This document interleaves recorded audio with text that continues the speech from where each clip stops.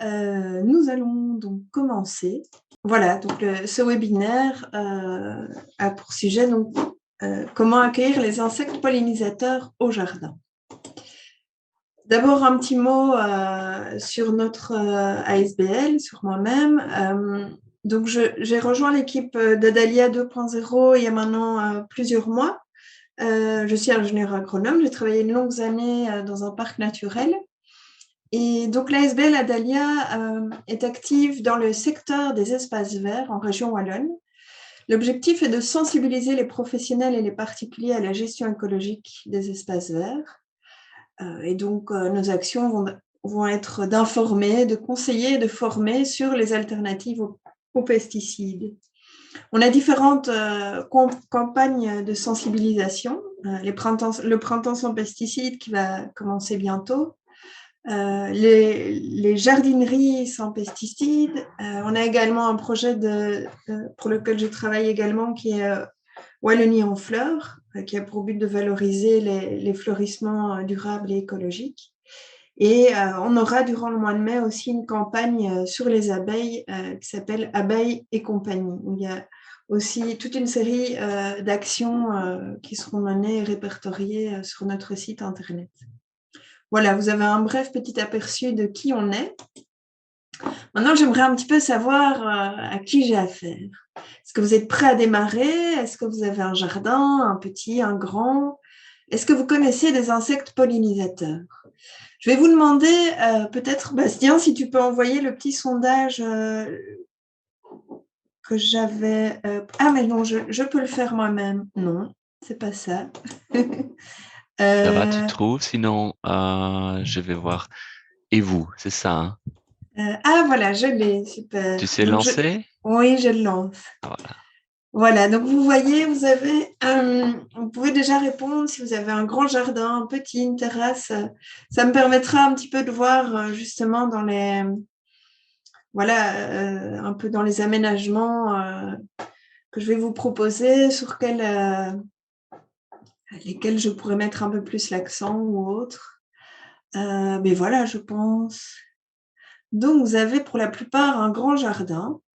Et on ne va pas oublier aussi ceux qui ont un petit jardin. Je ferai des petites parenthèses pour vous également. Si vous avez aussi, si vous connaissez des pollinisateurs, n'hésitez pas à le mettre dans le chat. Ça permettra aussi de voir un petit peu où vous en êtes. Voilà, où est-ce que j'insisterai sur cette partie que je vais développer sur les pollinisateurs.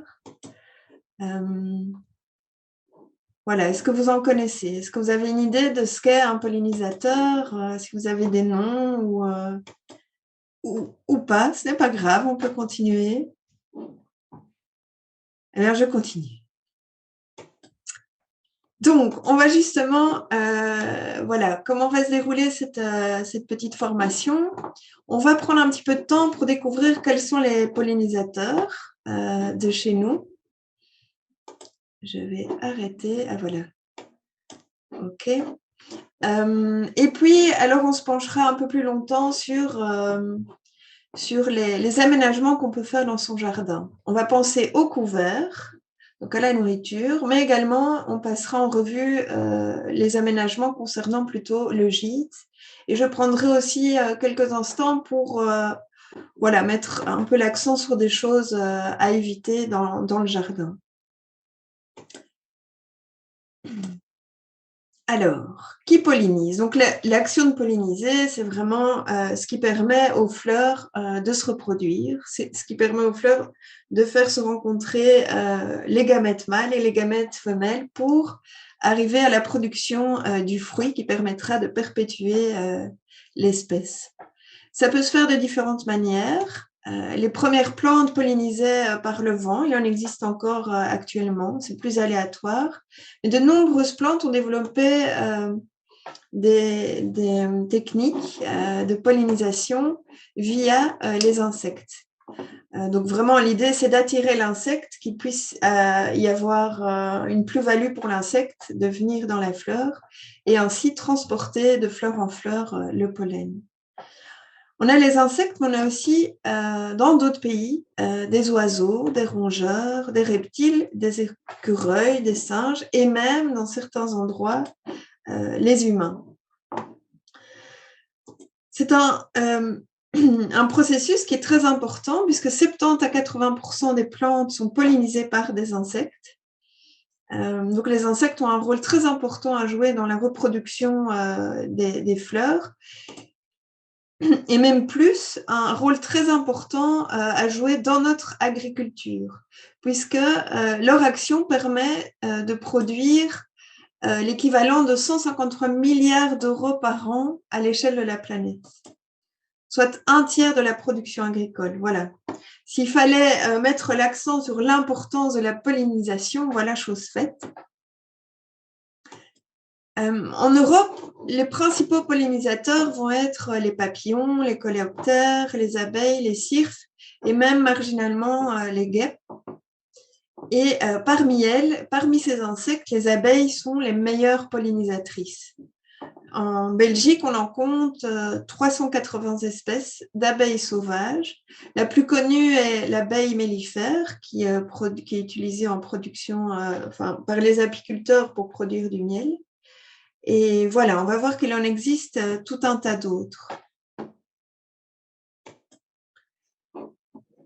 On va passer en revue les différents groupes de pollinisateurs. Pas très longtemps, je vous rassure, mais je trouvais important pour voir un peu la variété d'écologie, donc des habitudes à la fois de gîtes et alimentaires, ce qui va avoir une influence finalement sur les aménagements qu'on peut proposer pour favoriser les pollinisateurs.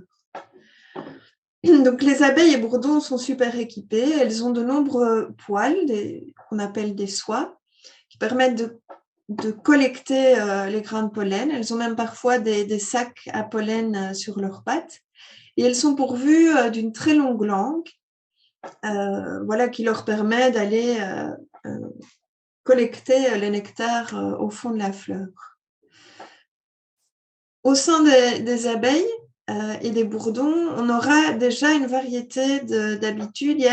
On retrouvera des abeilles solitaires qui iront faire des galeries dans la terre, d'autres dans des tiges creuses, dans des tiges à moelle, dans des troncs, dans le joint des murs.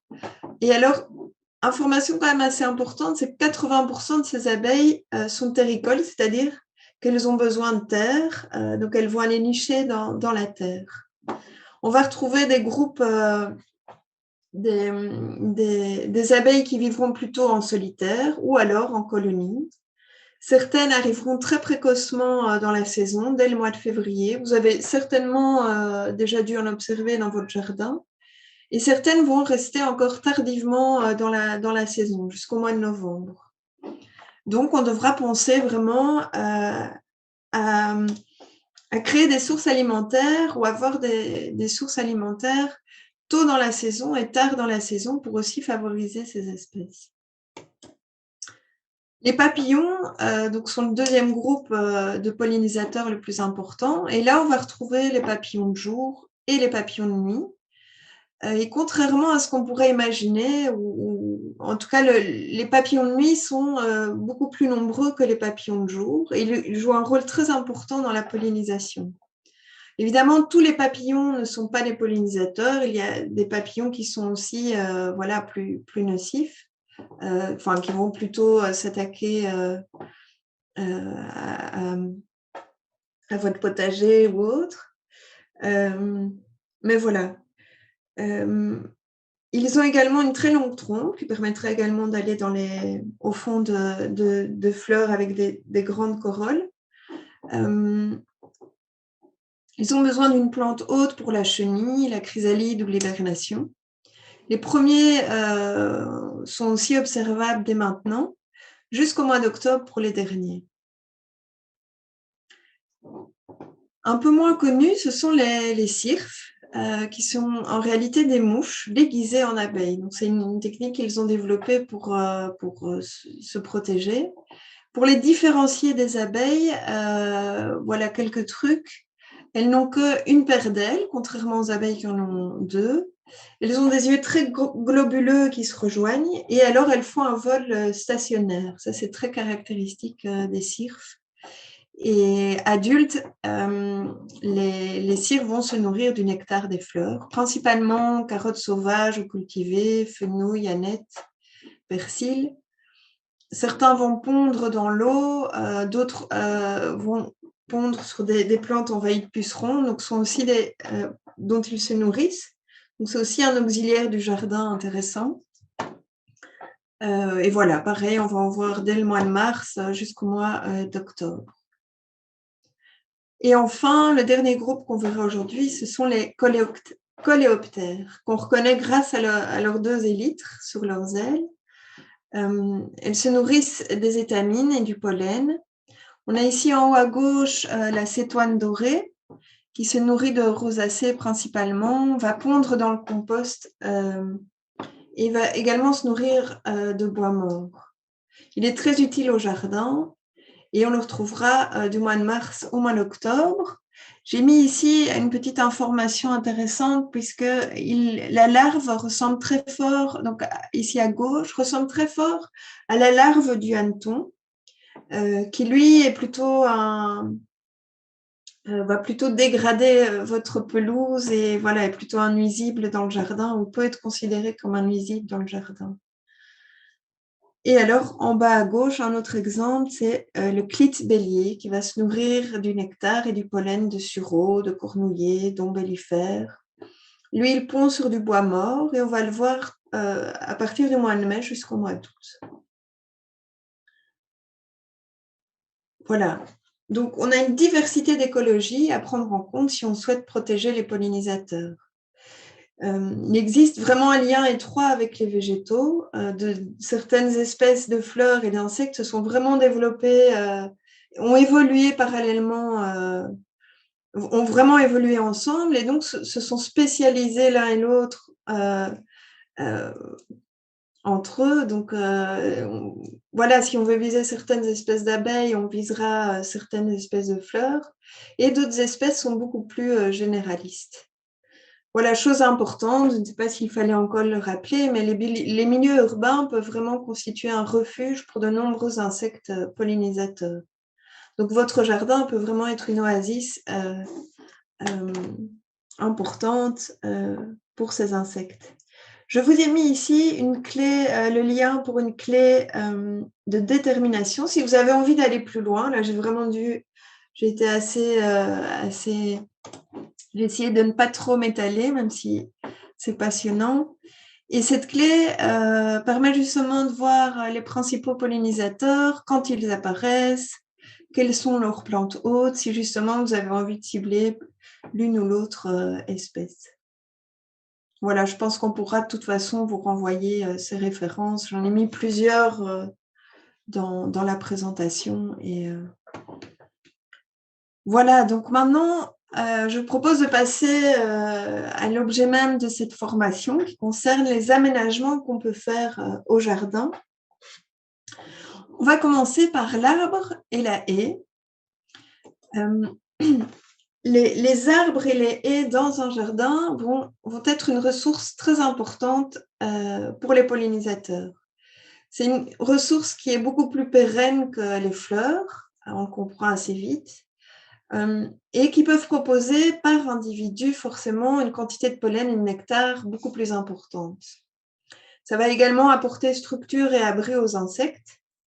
Et avec la haie, on aura aussi l'avantage de diversifier l'alimentation des insectes, qui ont également besoin, comme nous, ils ont besoin d'une alimentation variée, équilibrée, de différentes sources de pollen, de nectar. J'ai mis ici une première essence intéressante à mettre au jardin. Si vous avez la possibilité dans votre grand jardin de mettre un arbre à auget, le tilleul à petites feuilles est une espèce intéressante. Elle est très nectarifère. Elle est très riche en pollen, pardon. Et un autre avantage, c'est qu'elle est résistante au changement climatique. C'est une donnée maintenant avec laquelle nous devons travailler et vivre. Voilà, le changement climatique est présent et on va être amené à avoir des étés tout d'abord des périodes de sécheresse de plus en plus prononcées. Donc, il faut des essences qui soient capables de survivre à ça. Et puis, on aura aussi des périodes de floraison. En général, le pic de floraison se situe en été, juin, juillet, août. Et voilà, cette période va être de plus en plus raccourcie. Donc, ce sera aussi important dans le choix des essences de choisir des espèces aussi qui couvrent les autres périodes de l'année.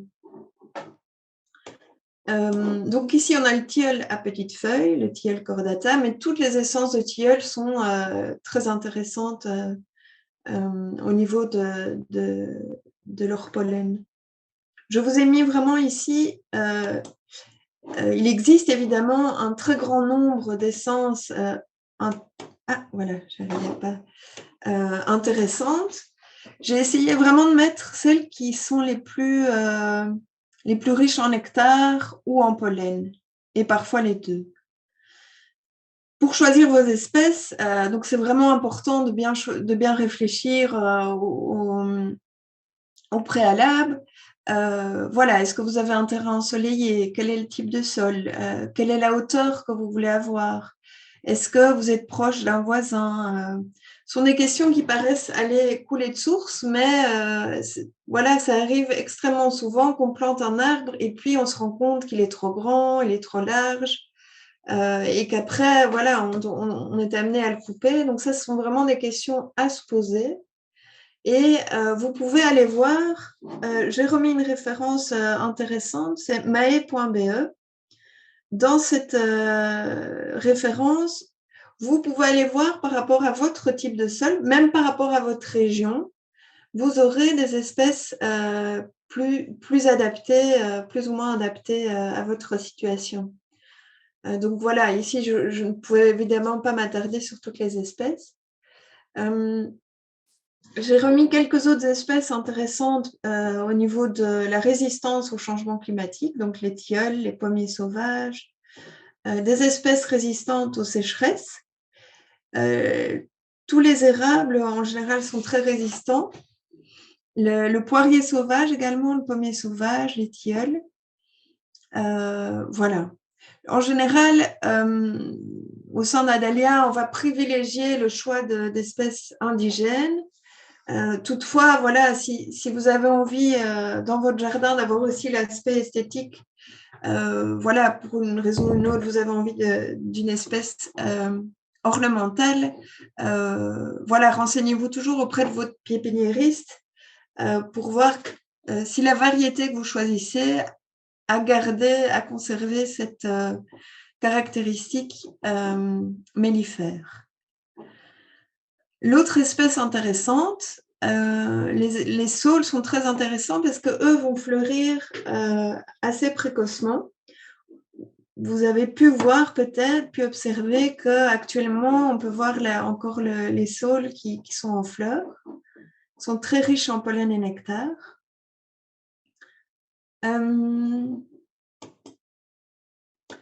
Alors, d'autres espèces de hauts-jets. Donc là, c'est vraiment des grands arbres. On a donc l'érable sycomore, qui en particulier est intéressant pour les pollinisateurs, avec les dates de floraison d'avril-mai. À cette même période, on pourra aussi miser sur le merisier. Donc voilà, vous voyez un peu leur silhouette. Le pommier sauvage. Donc là, le pommier sauvage, ne vous attendez pas à avoir des productions de fruits extraordinaires. Ce sont vraiment des toutes petites pommes. Mais voilà, c'est vraiment une plante très intéressante, très résistante. Et alors, en juin-juillet, on pourra miser sur la floraison du châtaignier, qui lui vient de Méditerranée, et donc voilà, qu'on peut également acclimater à nos régions. Maintenant, si on a un jardin plus petit ou même si on va faire une haie un peu plus basse, on pourra miser sur ces différentes espèces. On a ici le noisetier qui fleurit aussi déjà depuis le mois de janvier. Le noisetier, lui, pourra même être taillé en haie basse. On aura aussi le cornouiller mâle. J'ai des photos par la suite, hein, je vais vous montrer, comme ça vous verrez un peu à quoi ça ressemble. On a la bourdaine aussi, le troène. Donc tout ceci sont vraiment des espèces indigènes. Le troène, il faut faire attention parce que là, il faut un sol plutôt calcaire et il est assez exigeant au niveau du drainage, donc il doit sur sol sec. Et puis tout ce qui est petits fruitiers, groseilliers rouges, framboisiers, seront tout à fait adaptés pour une haie plus basse. Voilà, ici, je vous mets quelques photos de ces arbustes. Ici, on a un cornouiller mâle qui a déjà pris pas mal d'ampleur. Dans une haie, il peut avoir des tailles un peu plus basses. Et donc, il fleurit pour le moment, au mois de mars. Ici, la bourdaine. Le troène, comme ça, vous voyez un petit peu à quoi ça ressemble. Alors, pour ce qui est de la plantation, l'idéal, c'est au mois de novembre, mais on peut planter jusqu'au mois de février, pendant la période de repos. En tout cas, pour les individus qui sont à racines nues, donc qui sont vendus en pépinière, qui ne sont pas dans des pots, on va vraiment privilégier le mois de novembre. Hors des périodes de gel, de vent fort ou de sol très, très, très humide. Pour ce qui est des plants en pot, on pourra planter tout au long de l'année, mais alors il faudra vraiment veiller à bien l'arroser. Pareil pour des plants à racines nues qu'on mettrait plutôt au mois de février, là il faudra bien l'arroser puisque les racines n'auront pas eu le temps de bien s'ancrer dans la terre.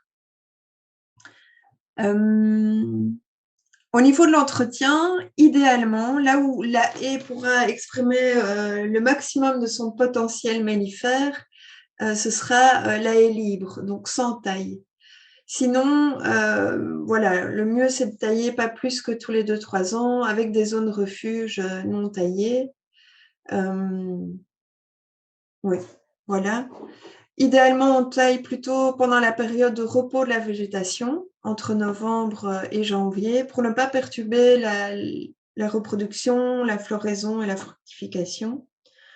À la plantation, c'est important de bien pailler le sol pour éviter, voilà, pour permettre aux plantes de se développer correctement. Ne pas hésiter quand vous taillez aussi de laisser vos branches au pied de la haie. Et voilà, pour favoriser les micro-habitats.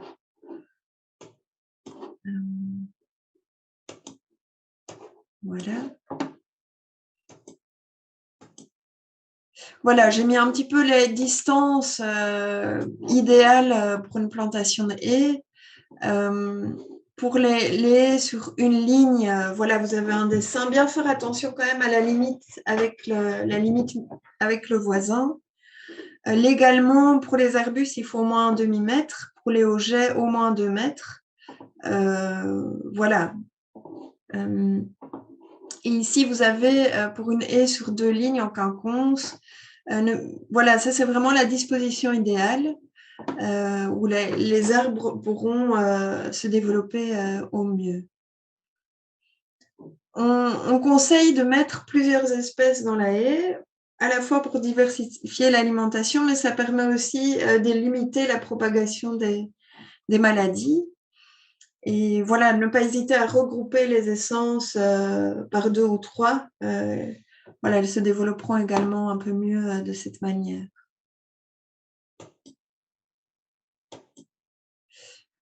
Et enfin, les plantes grimpantes pour cette partie-ci, qui va terminer cette partie. On a le lierre, qui est vraiment un trésor pour les pollinisateurs. Il abrite de nombreux insectes et des oiseaux même. Certains papillons vont y passer l'hiver, donc vont hiberner dans le lierre. Certains papillons même, les chenilles de certains papillons ne se développent que sur le lierre. Et puis l'offre du nectar, bien que ces fleurs soient très discrètes, elles sont très riches en nectar. Et l'autre avantage vraiment important, c'est qu'il a une floraison tardive de septembre à octobre. Vraiment, pendant cette période-là, on voit le lierre qui grouille et on voit à quel point il est intéressant pour ces insectes. Une autre espèce indigène intéressante et grimpante, oui, c'est le chèvrefeuille. Pareil, il va abriter différentes chenilles et attirer de nombreux butineurs, également aussi des papillons nocturnes. Et sa floraison est du mois de mai au mois d'août. Voilà, donc on a passé le premier type d'aménagement. Je ne sais pas si je m'arrêterai là, Bastien, pour voir s'il y a déjà des Oui, questions. en effet, il y a 2 questions. Une question, c'est quoi un pommier sauvage? Donc, tu avais cité notamment les poiriers, pommiers sauvages.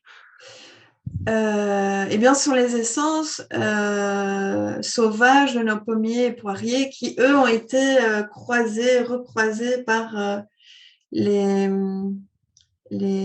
Sélection. fruiticulteurs. Oui, c'est ça. Oui. Pour arriver à des productions, à des fruits qui sont les fruits qu'on mange aujourd'hui. Mais à l'état sauvage, donc on a le nom latin, je ne sais plus si je l'ai ici, c'est Malus sylvestris. Donc c'est ce qu'on trouve en forêt en fait, les pommiers sauvages. C'est un peu épineux, je pense, hein. Je crois que j'en ai un chez moi. Ça permet de polliniser aussi par croisement. Quand on a un pommier pour avoir des fruits, bah forcément, il y a des pommiers qui ont besoin de cette pollinisation croisée. Et le pommier sauvage attire pas mal et permet cette pollinisation croisée. Mhm. Donc voilà. Après, voilà, il faut pas le cultiver pour ses pommes, en effet. Non, c'est ça, C'est pas le oui. but. Il y a une autre question. Oui. Alors, plus par rapport aux espèces pollinisateurs, que penser de la compétition avec Apis mellifera? Donc, l'abeille domestique, j'imagine que c'est la Mhm. compétition qu'il y a pour la nourriture. Et c'est sûr que c'est un grand débat hein, Oui. dans les milieux naturalistes. En tout cas, il y a vraiment un peu les deux courants qui se côtoient. Maintenant, je pense, si vous mettez une ruche, voilà, on voit même maintenant de nos jours des entreprises qui installent des ruches. Voilà, il y a même parfois un côté un peu greenwashing. Mais si autour de cette ruche, on installe une prairie fleurie, d'autres aménagements, voilà, je pense que voilà, il faut toujours installer la ruche et l'aménagement adéquat. Mais moi, je ne suis pas aussi tranchée. Je ne sais pas, toi, ton avis, Bastien. Là, je ne saurais pas dire.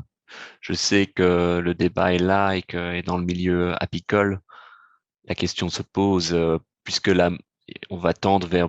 Enfin, il y a beaucoup de sociétés où en ville, on va installer des ruches un peu partout. J'ai l'impression qu'il y a une tendance, pour moi, qui est positive, mais il y a quand même ce bruit de fond dont on parle Mhm, et qui dit, voilà, attention, il y a la nourriture qui est quand même restreinte et donc pourquoi favoriser uniquement une espèce alors qu'on pourrait favoriser d'autres? mhm, Donc simplement avoir en tête que il n'y a pas que l'abeille mellifère en effet et mhm, que mais l'important c'est d'avoir une diversité de nourriture et de milieux. Je pense que mhm. c'est ça l'important. Oui. Voilà, bon. Mais je pense Mhm. qu'on ne pourra pas trancher ici de toute façon Non, sur cette question. oui. Voilà, je poursuis alors. Oui, hein, on Ça va va. poursuivre, je pense. Alors, maintenant, on va passer justement aux aménagements fleuris. Donc, vous avez d'ailleurs ce beau dessin qui est tiré d'une brochure dont je mets la référence un peu plus loin, qui est très intéressante, justement, voilà, qui décrit un peu les espèces, les aménagements qu'on peut faire. Et on voit vraiment ici ce qu'on appelle un village d'abeilles. Voilà, on va passer maintenant aux aménagements fleuris. Avant de passer aux aménagements même, d'abord, une pratique très simple, c'est de laisser une partie de votre jardin sauvage.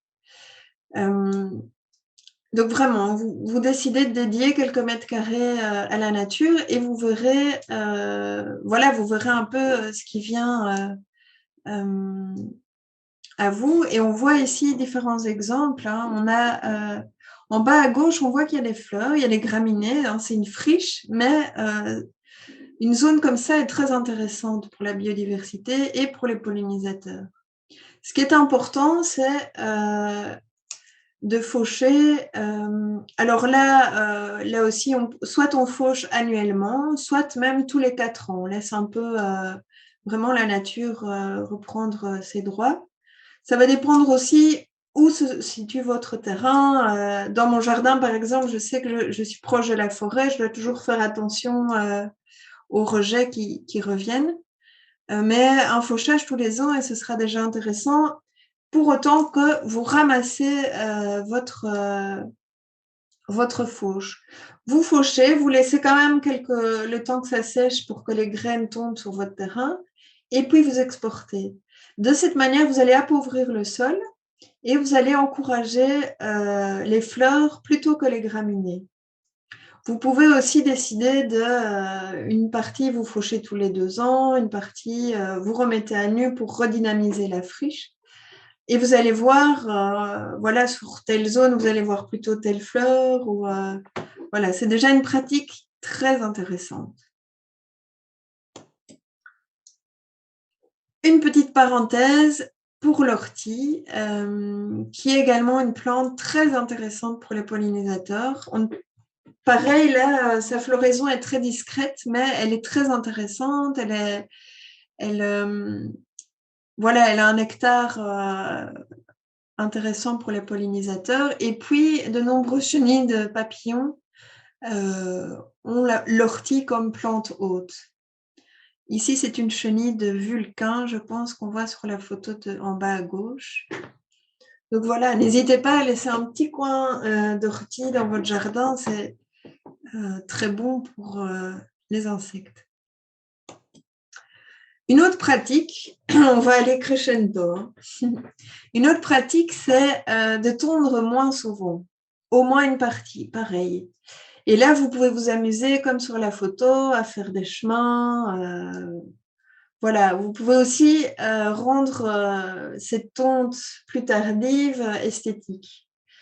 J'ai mis un zoom sur le trèfle blanc, qui est très intéressant également pour de nombreux bourdons notamment et d'autres insectes.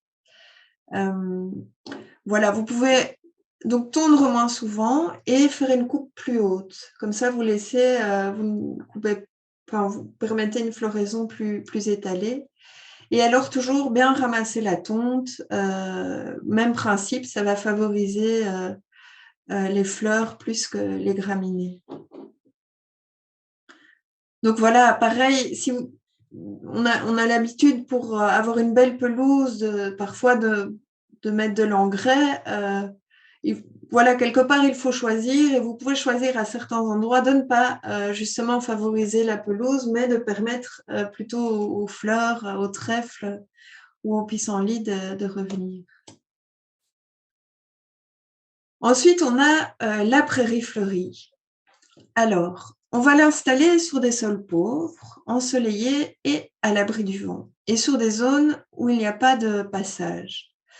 Donc, pourquoi sur sol pauvre ? Je le répète, c'est vraiment pour favoriser vous aurez moins de concurrence avec les graminées. Alors, quand installer sa prairie fleurie, l'idéal, la période la plus adéquate pour avoir le plus de succès, en tout cas dans vos travaux, c'est de semer sa prairie fleurie au mois de septembre.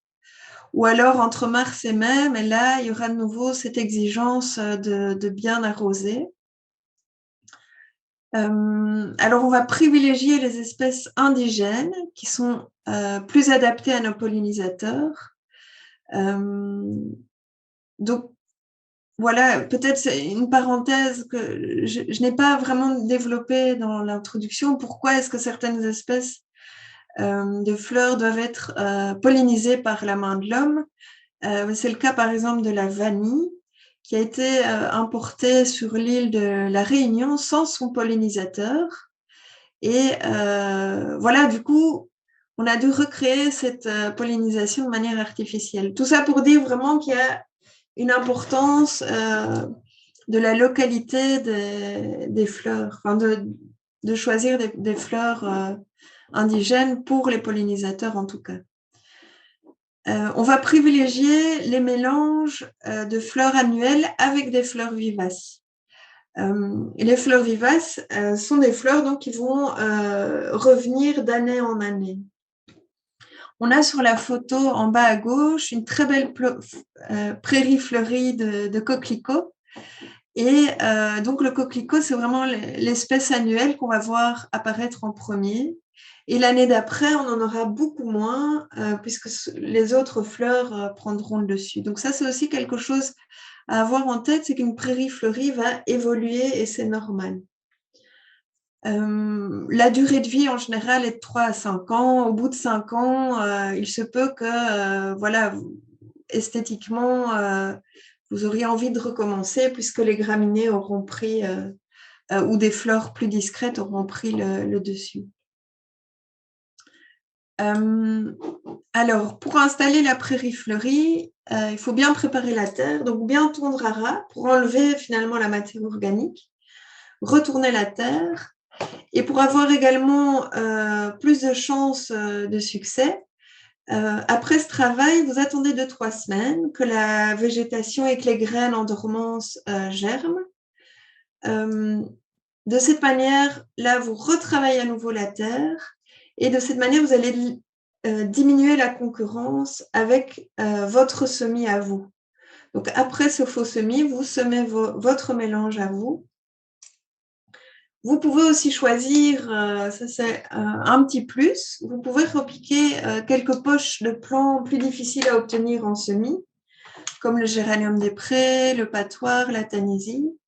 Esthétiquement, ça peut même être très joli d'avoir une poche comme ça tout d'un coup de cnossis, de géranium. Mais voilà, vous n'êtes pas obligé non plus, vous pouvez avoir déjà des très beaux résultats comme ça. L'entretien, donc ça va être une fauche annuelle en septembre-octobre. Et là, pareil, vous laissez reposer les plants sur place quelque temps et puis vous exportez.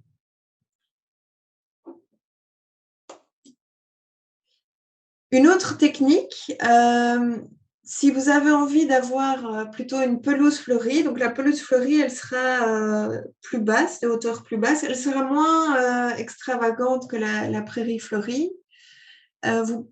Donc là, pareil, vous allez travailler votre sol, le mettre à nu, ou alors, mais là, voilà, il y aura déjà la concurrence de votre gazon, mais vous pouvez essayer, c'est de griffer votre sol pour mettre certaines parties de votre sol à nu. Et alors là, il faut vraiment réaliser le semis à l'automne pour limiter la concurrence. Vous laissez alors fleurir les premières plantes sauvages avant de passer la tondeuse la première fois de l'année. C'est une technique qui est souvent utilisée dans les communes qu'on accompagne pour la gestion d'espaces verts durables, dans leur cimetière. Donc, ils réalisent ce genre de semis qui est plus apprécié par les visiteurs que de l'herbe spontanée. Donc, on espacera également les tontes, idéalement au maximum 4 tontes par an, en essayant de ne pas tondre en été pour vraiment laisser pendant cette période qui est le pic de floraison la pelouse tranquille. Et voilà, certaines espèces peuvent convenir à des zones moins ensoleillées, un peu plus fréquentées. Voilà, quelques exemples. Ici, vous avez un semis qui est réalisé avec un mélange de terre pour bien voir où sont semées les graines. Donc, vraiment ne pas mettre d'engrais, ça c'est de nouveau le mot d'ordre. Vous avez ici un fadet commun sur un plantain, une prunelle commune qui peut être aussi une des fleurs à taille basse. Pareil pour la prime vert, ici en bas, qui a une floraison assez précoce, donc intéressante. ou trouver des semences bio et locales. Voilà, je vous mets plusieurs références intéressantes et vraiment essayer d'éviter les mélanges de grande surface parce que souvent, ce sont des mélanges très colorés avec des fleurs non indigènes qui ne favorisent pas spécialement, voire rarement nos pollinisateurs. Donc, c'est un résultat très beau, mais il faut savoir que voilà, si vous voulez agir pour les pollinisateurs, c'est vraiment, vraiment viser les indigènes. Alors, ensuite, un autre aménagement floral intéressant, ce sont les massifs de monofloraux pour des abeilles spécialisées. En fait, différentes études ont montré que certaines espèces ont besoin pour nourrir leurs larves de nombreuses fleurs. Et si on a un seul individu de cette fleur-là sur la parcelle, ça ne suffira pas pour attirer l'abeille et voilà, pour nourrir les larves. Par exemple, pour nourrir la femelle de l'antidie à manchette, il faut 1000 fleurs de leur plante hôte, qui est l'épierre. Nos abeilles ont donc besoin de massifs monofloraux, donc une seule fleur, plutôt que d'un jardin botanique avec quelques individus. Voilà, une information à savoir si on veut vraiment favoriser les pollinisateurs. Je vous ai mis quelques exemples de fleurs intéressantes pour ce type de massif. On a la campanule des murailles. On a la bourrache, qui est très intéressante et très volontaire. On a ici le lamier pourpre, qui a également un autre atout, c'est de fleurir assez tôt dans la saison. Donc, dès le mois de février, il va être très apprécié des bourdons. Et alors, j'ai mis le pissenlit qui a vraiment du pollen très abondant et très intéressant pour de nombreuses abeilles, cirfes, cétoines, papillons. Voilà pour les essences. Et comment procéder voilà, différentes études montrent que déjà 1 mètre carré, c'est déjà une surface intéressante. Voilà, si vous avez un plus grand jardin, ne pas hésiter à aller plus loin. Les périodes de plantation, pareil, ce sera mieux en septembre, octobre, mais vous pouvez le faire en avril, mai. Bien penser à arroser, surtout en ce moment, hein, une période assez sèche. Et là, pareil, vous allez mettre le sol à nu et retirer la végétation. Voilà, vous pouvez soit procéder par repiquage, soit par semis. Alors, il faudra bien désherber. Pour le repiquage, il sera important de bien pailler pour aussi éviter la concurrence. Et voilà, en fonction de l'espèce, planter de manière assez dense mais pas trop non plus. Donc là aussi, vous voyez un peu, en général, il y a des distances de plantation, soit demander aux pépiniéristes, soit oui, par rapport à la hauteur, j'ai une dia après qui montrera un petit peu au niveau de l'entretien, mais ça va juste demander du désherbage. Et voilà, de bien laisser les hampes florales jusqu'à l'année suivante. Ouais. Voilà, ici un petit dessin que j'ai repris qui permet de voir un peu, plus les plantes sont petites, plus on va les planter de manière dense. Voilà, pour les tailles moyennes, on tournera autour de 30 à 40 cm de distance entre les plants. Voilà encore quelques exemples de plantes mellifères. On a ici le lysimac. En haut à droite, on a la cardère. Bon, j'ai chaque fois mis un peu les insectes que ça favorise. La cardère, elle va favoriser le sphinx, le bourdon, les cirfes, différents papillons. Et puis, il aura aussi une vertu très importante, un attrait très important pour les oiseaux granivores, dont le chardonneret, qui est très beau. Les différentes centaurées sont aussi également très intéressantes. Elles ont un nectar très sucré. et il va également nourrir de nombreuses larves.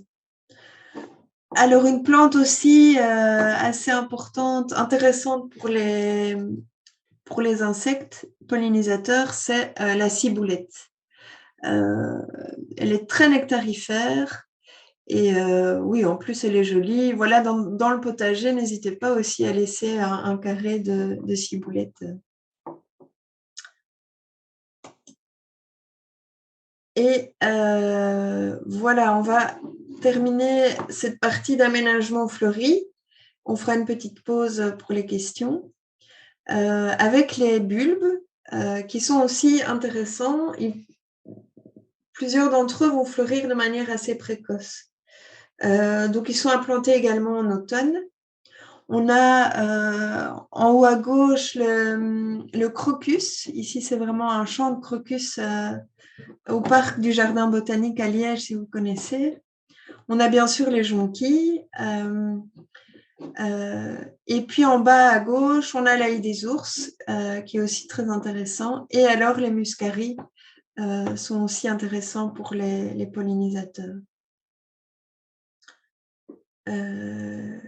Et je n'ai pas mis de photo de perce-neige, mais le perce-neige aussi est forcément intéressant puisqu'il fleurit assez tôt dans la saison. Donc voilà, ça vous fait déjà de belles idées de fleurissement pour votre jardin. Voilà la référence de cette brochure assez intéressante et qui n'est pas non plus trop compliquée, qui reprend les espèces les plus intéressantes. Et si vous avez envie d'aller plus loin, il y a également cette référence qui reprend une centaine de plantes indigènes et ornementales avec leurs couleurs, leur période de floraison, le type de sol. Voilà, ça permet déjà aussi d'aller piocher et s'inspirer. Ah oui, et je terminerai également en parlant par rapport aux aménagements fleuris, en parlant des indispensables aromatiques qui sont très intéressantes pour les pollinisateurs. Ici, j'ai repris l'origan, qui est très riche en nectar et qui va attirer plus de 60 papillons. Il va également nourrir des larves de certains papillons. Et alors, tout ce qui est thym, romarin, lavande, sauge, verveine sont très intéressants et fleurissent particulièrement en juin et juillet.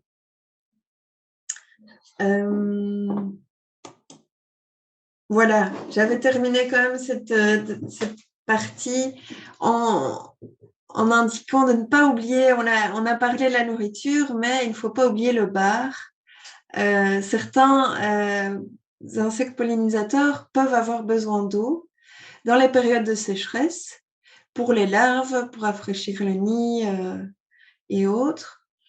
Vous pouvez créer un abreuvoir. Soit vous avez un grand jardin, vous installez carrément une mare, mais vous pouvez déjà installer des petites choses comme cet abreuvoir ici en bas, qui est un soupeau avec des pierres pour éviter que les insectes ne se noient. Voilà.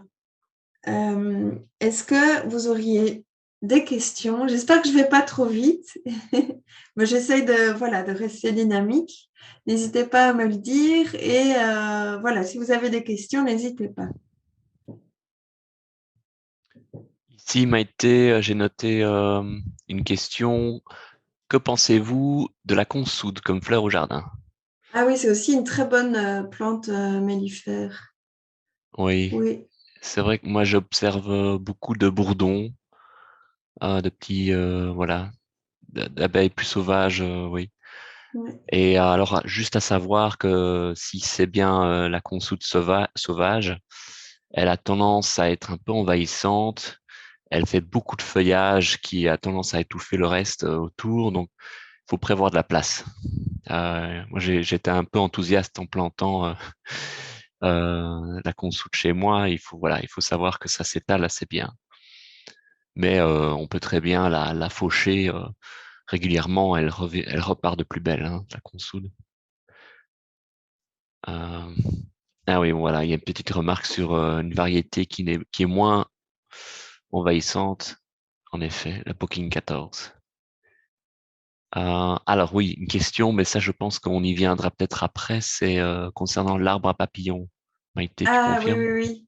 Effectivement, je l'avais mis dans, voilà, justement les choses à éviter, puisque donc c'est une espèce ornementale qui est quand même répertoriée sur la liste des plantes invasives. Elle n'est pas aussi invasive que la renouée du Japon. Elle ne provoque pas un danger aussi fort que voilà, la renouée du Japon, par exemple. Mais elle est quand même interdite, par exemple, aux abords des réserves naturelles ou des cours d'eau. Si vous avez un jardin en ville, voilà, c'est moins grave. Mais malgré tout, c'est une espèce, on peut croire qu'elle est intéressante pour les papillons, mais en réalité, le nectar est beaucoup moins riche que les plantes indigènes. Et donc, les papillons peuvent, ou les insectes pollinisateurs peuvent s'épuiser à aller chercher du nectar dans de telles espèces. Donc, finalement, voilà, c'est pas. C'est, en tout cas, évitez d'en installer, évitez d'en planter, vraiment. Il y a même des études, et là, c'est pas encore certifié, mais qui démontrerait que les larves, les chenilles qui se développent sur ces... Enfin, que les feuilles sont toxiques, pardon, pour les chenilles. Voilà. Donc, si vous voyez que dans votre jardin, dans mon jardin, quand je suis arrivée, il y avait un buddléa qui est mort de lui-même et qui fait plein de rejets. Donc, voilà, j'aurais plutôt tendance à l'éliminer. Puisque je vois qu'il se répand. Si vous en avez un chez vous et que voilà, il ne se répand pas, ben, laissez-le, mais essayez d'installer quand même des espèces intéressantes aux alentours, quoi. Voilà. Ouais. On y reviendra de toute façon, peut-être avec une photo pour ceux qui la connaissent pas. Oui, je l'ai mise tout en fin de... Là, j'ai plus noté de questions pour l'instant. Ok. Alors, on va continuer. Alors maintenant, on va passer plutôt au gîte. De quoi ont besoin les pollinisateurs pour se loger? Tout d'abord, une chose très simple, si vous avez un arbre mort, laissez-le, pour autant qu'il ne soit pas en danger pour vous, mais un arbre mort dans un jardin, c'est très riche. Ça va offrir des micro-habitats à nombreux insectes. Et oui, voilà. Même dans des très vieux arbres aussi, on peut avoir certains insectes qui vont se développer dans les cavités, donc c'est aussi intéressant. Mais vous pouvez aussi laisser une souche, un tas de bûches, ça aura déjà aussi son intérêt. Et vous pourrez en plus observer de près des insectes, quoi. Sinon, vous pouvez aussi, et c'est ce qu'on voit beaucoup hein, dans les hôtels à insectes, prendre une bûche et la percer de manière horizontale, sans transpercer de part en part, et bien placer la bûche à l'abri des intempéries. On va préférer plutôt le bois dur et sec, comme le chêne, le hêtre, le châtaignier, le charme, le robinier.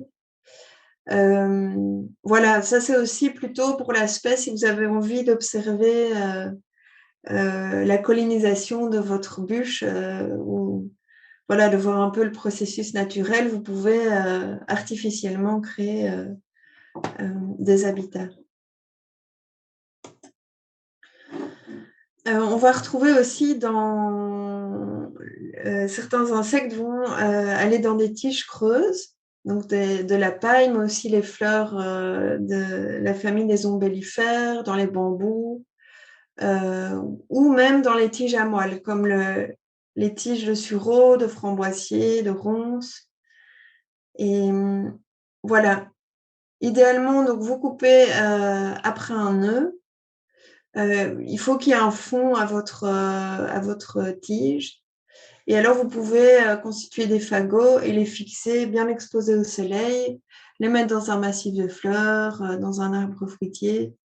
Et voilà, les insectes n'ont pas besoin que vous fassiez ça artificiellement, mais à nouveau, c'est plutôt une vocation didactique pour pouvoir observer les insectes. Quelques règles de base, si vous faites donc un abri à insectes, prendre du matériel de qualité et idéalement prendre des diamètres entre 2 et 9 mm, donc c'est assez petit. Et voilà, du coup, vous aurez plusieurs espèces d'abeilles sauvages. L'une va préférer plutôt les petits diamètres, l'autre les gros. Et il faut que la profondeur soit assez grande. Donc, on va, en moyenne, il faut que ça soit profond entre 8 et 12 cm pour les petits trous et entre 12 et 15 cm pour les grands trous. Voilà, bien débarrasser les orifices d'entrée de leur écharde. Et idéalement, faire des petits abris, maximum 1 mètre carré, c'est déjà grand, pour éviter les prédateurs et les maladies. Et donc, on va aussi essayer de surélever l'hôtel à insectes, pareil pour le protéger des prédateurs. On l'avait vu dans l'introduction, 80% des abeilles sont terricoles. Du coup, vous pouvez mettre des surfaces, c'est ça, vous pouvez essayer d'avoir des surfaces de sable et de terre battue dans votre jardin pour privilégier leur venue. Soit des surfaces libres voilà, de sable, de terre, ou alors carrément, ici on voit en bas à gauche, c'est dans une commune, ils ont installé un bac qu'ils ont protégé d'une grille pour éviter que les chats du quartier ne viennent. Et donc le bac doit être ouvert, avoir un fond ouvert, et voilà, vous mettez du sable au-dessus et vous pourrez observer la nidification de différentes abeilles. En haut à droite, on voit, ils ont fait 2 bacs avec 2 granulométries différentes. Pareil, là aussi, la taille des grains, la granulométrie va être préférée par l'une ou l'autre espèce. On a ici voilà, une photo qui n'est pas d'une extrême grande qualité, mais qui montre un peu les... Vous pouvez voir sans doute déjà pour le moment des abeilles qui nichent et qui font des petits monticules comme ça de terre. Voilà, vous pouvez aussi carrément faire un jardin de sable. Là, ça devient un peu plus sophistiqué. Ici, sur le dessin, on voit que le jardin de sable repose sur une couche de gravier. Cette couche de gravier, elle est vraiment importante dans le cas d'un sol fort humide. L'idée, c'est d'avoir un jardin de sable qui soit bien drainé, donc que l'eau s'évacue bien. Voilà, vous pouvez faire des petites dunes aussi dans votre jardin de sable, mettre des plantes adaptées. Et vous pouvez alors, ce qui est encore mieux, c'est faire un petit mur de pierre sèche qui sera intéressant, qui va créer des micro-habitats pour les insectes. Oui, pour les insectes pollinisateurs. Et également, vous pourrez avoir d'autres, des lézards ou autres, mais ça, c'est une autre histoire. Voilà, pareil, vous pouvez aussi faire une petite zone rocailleuse. Donc, l'avantage des pierres, c'est qu'elles vont accumuler de la chaleur. Vous pourrez aussi mettre des fleurs de milieu aride, comme des fleurs aromatiques, des fleurs de rocaille. Donc, bien mettre ça au soleil, retirer la couche de végétaux en dessous, et puis vous mettez votre sable, des gravats, puis des cailloux, et vous enlevez comme entretien, ça demandera juste d'arracher la végétation non désirée. Voilà, d'autres exemples de murs de pierre sèche qui sont intéressants pour de nombreuses espèces. Et donc, un mur de pierre sèche, c'est un mur dans lequel les pierres sont posées les unes sur les autres et il n'y a pas de liant. C'est vraiment dans les espaces entre les pierres que vont pouvoir s'abriter différents insectes. Voilà, quelques exemples en photo. Voilà, même un tas de pierres, c'est déjà intéressant, un tas de bûches, ou alors des beaux murs de pierre. Euh, voilà, c'est aussi une valeur esthétique dans le jardin. Et alors, voilà, la spirale aromatique, c'est évidemment la combinaison d'énormément d'aménagements en faveur des pollinisateurs. On a au pied une toute petite mare, et puis au fur et à mesure de la spirale, on a des plants de plus en plus adaptés à des conditions sèches. Et voilà, et le mur de pierre sèche. Voilà, on arrive déjà à la dernière partie sur les choses à éviter. Est-ce qu'il reste encore 4 ou 2-3 dias? Bastien, je continue dans la lancée ou... Oui, hein. Oui, là, on Oui, a eu 1 heure, mais oui, s'il y a quelques dias, il n'y a pas de souci, je pense. oui. Donc, très important, éviter d'utiliser des pesticides. C'est vraiment le facteur premier de disparition, de déclin des populations de pollinisateurs.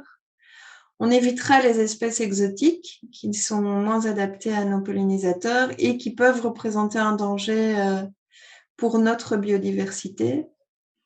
Et si on opte pour des espèces horticoles, on essaiera de choisir plutôt des espèces à fleurs simples qui produisent plus de nectar que des fleurs doubles ou des fleurs à pompons, des grosses fleurs qui ne produisent pas de nectar. J'ai mis les références également des espèces invasives. Voilà, si vous avez envie d'aller plus loin. Et alors, un facteur qui est de plus en plus d'actualité, c'est de l'éclairage inutile. Il va impacter très fortement les papillons de nuit qui vont s'évertuer, enfin, qui sont attirés par la lumière, qui vont tourner toute la nuit autour de la lumière plutôt que d'aller se nourrir. Et donc, voilà, au lieu de poursuivre leur cycle naturel, ils meurent et ils ne pollinisent pas. Je vous ai mis l'exemple, la différence entre un bleuet horticole à pompons, ici à gauche, et un bleuet sauvage. On voit vraiment la différence de simplicité de la fleur. Voilà, ce sont des caractères auxquels il faut faire attention quand on choisit une plante horticole. Soit vous connaissez un bon pépiniériste et il pourra vous indiquer les espèces horticoles mellifères. Oui, je pense que c'est mieux. Sinon, allez voir dans les références les variétés mellifères. Et voilà le fameux Buddleia de David. Voilà. L'arbre à papillons, donc c'est bien ça. Oui, pardon, oui, l'arbre à papillons. Voilà, merci à vous. J'espère que ça vous a plu et n'hésitez pas si vous avez des questions sur cette dernière partie. Merci Maïté, le timing était parfait, vraiment. Euh, alors, je ne vois pas comme ça des nouvelles questions. N'hésitez pas, hein. Il y a juste, oui, une remarque sur les nids d'osmie. Apparemment, avec le temps, après 1 an ou 2, il y aurait des cas de parasitisme, donc un risque que ces larves puissent se faire parasiter par des petites mouches, apparemment.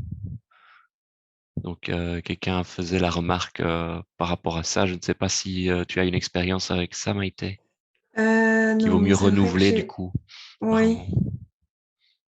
C'est vrai que moi, ce que j'ai remarqué, c'est par contre des araignées, des oui. champignons. Bon, avec le temps, le bois se craque et se fissure de plus en plus. Donc forcément, si ça fait 5 ans que vous avez la même bûche percée, il vaut mieux la remplacer. Je dis pas que ça servira à un abri pour d'autres espèces, mais si on veut vraiment attirer des osmies ou d'autres abeilles solitaires, il vaut mieux alors refaire l'abri avec une nouvelle bûche. Mhm. Je vois qu'il y a des nouveaux messages. Ah bah voilà, c'est un grand merci. Ah oui, est-ce que je lance le... Ah oui, je ne sais pas, c'est peut-être toi qui allais le faire, le dernier Ah oui, sondage. alors oui. Donc, tant que les questions arriveront, peut-être, j'ai un dernier sondage. Simplement pour nous, c'est important d'avoir un retour sur votre satisfaction concernant le contenu. Donc, c'est anonyme, hein, n'hésitez pas à répondre. Donc, je lance ça maintenant sur vos écrans. Voilà, un petit choix multiple, ça va assez vite. Et comme ça, nous, on peut aussi mettre ça dans nos rapports. Merci. Du coup, je reviens vers le chat. Ah, alors, que faire contre les espèces invasives comme la pyrale du buis, par exemple? Alors, vaste sujet. Ah oui, oui, là j'avoue que je suis pas une spécialiste de la pyrale du buis. Un autre collègue qui fait un webinaire sur une formation sur la lutte biologique. Mais là, je ne m'aventurerai pas. Ce que je peux moins en dire, hein, parce que je peux me permettre, Maïté. Oui, oui, vas-y, moi je. Alors, le problème avec la pyrale du buis, c'est qu'elle est apparue récemment en Belgique, enfin, en 2010. C'était en l'occurrence par la France que c'est arrivé. Et au final, on a peu de buis qui sont épargnés maintenant, surtout dans les vieux parcs de prestige où, voilà, à la française, justement, on met des buis en bordure. Donc, c'est vraiment, c'est lié à notre tradition dans les espaces verts. Et malheureusement, dans certaines années, on a un envahissement de ces papillons de nuit. Donc, c'est bien des petits papillons de nuit qui vont pondre sur les buis uniquement. Et vous avez des chenilles partout qui vont réduire le feuillage en dentelle. Et évidemment, au niveau esthétique, c'est loupé. Et le bruit survit, mais voilà, avec difficulté, et elle va s'en remettre. Le problème avec les bruits, c'est qu'il n'y a pas que la pyrale, il y a aussi des maladies. Donc, au final, ce qu'on conseille parfois, c'est carrément de remplacer le bruit par d'autres espèces. Même si ça ne plaît pas à tout le monde, on tient Mhm. parfois beaucoup à, voilà, ça a une valeur sentimentale et ça met longtemps à pousser en plus. Donc, mais bon, voilà, il y a une réflexion là derrière, puisque justement la pyrale du buis, il y a des solutions alternatives pour lutter contre, pour éviter les insecticides, bien entendu, mais il faut la patience, il faut l'observation, il faut mettre notamment des pièges à phéromones au bon moment, et ça pendant toute l'année. Donc il y a 3 générations, jusqu'à 3 générations sur l'année, ce qui demande une certaine rigueur parce que voilà, on part en vacances, on oublie de renouveler les capsules de phéromones. Ah, au retour de vacances, le buis il est comme mort. Donc voilà, c'est compliqué. C'est une lutte un peu acharnée avec cette pyrale. Donc voilà ce que je peux en dire pour l'instant. Euh, voilà, voilà.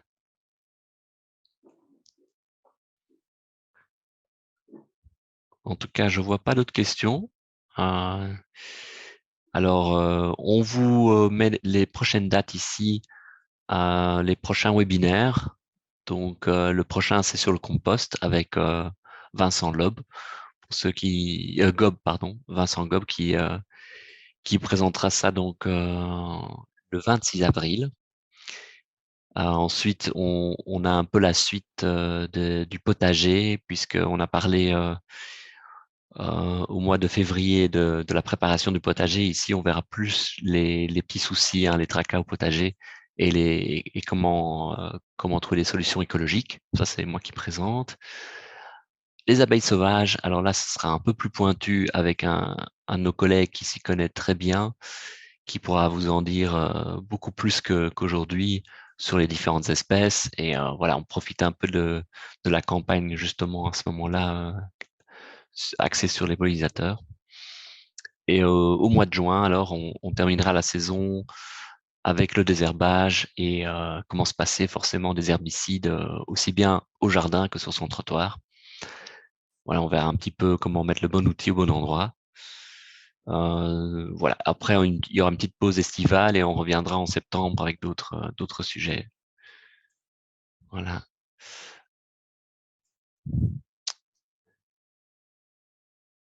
Un petit mot de fin, Maïté? Écoutez, j'espère que ça vous a inspiré. Donc, amusez-vous dans votre jardin, observez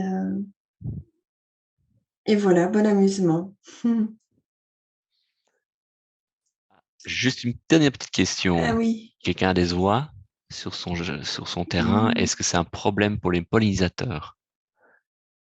Aucune idée. Euh, non, le dommage, la seule chose que je vois, c'est si vos oies détruisent vos fleurs ou maintenant, non, sincèrement, là, je ne vois pas. Elles ne mangent que l'herbe. Non, je pense pas, vraiment pas. Dans la nature, voilà, ces animaux se côtoient. Je ne Bon, pense pas de pas. souci, a priori. Ouais. Point positif, je pense à ça, mais il y en a qui peuvent peut-être confirmer. Les poules seraient plutôt friands des frelons asiatiques. J'ai déjà vu des images assez impressionnantes. Donc, elles seraient plutôt Ah oui. favorables. Mais après, est-ce qu'elles font la différence entre les frelons et d'autres espèces? Je ne sais pas. Mhm.